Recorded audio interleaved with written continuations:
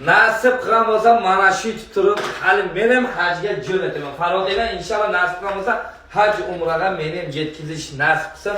Mana shu yerda jigarlar hozir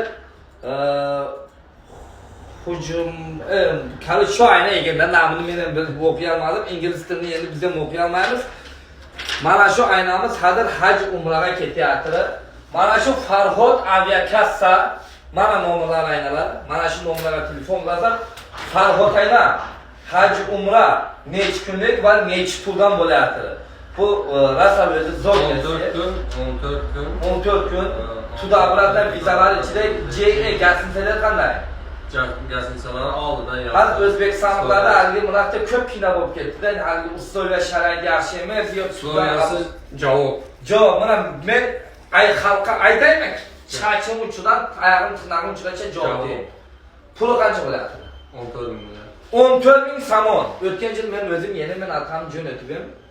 Endi opayt qimmat edi. 17-18 ming somondan edi. Hozir 14 ming somondan haj umraga mana shu akamiz o'sha vizalari Tudablarda o'sha nasib qilgan bo'lsa shu reysga erta birsiga jo'naydi. Mana shunday so'mkalarim, hamma narsasini, bejiklarim o'sha ofitsialni bular tayyorlab uni aniq qilgan. Shu Farhod aviakassa.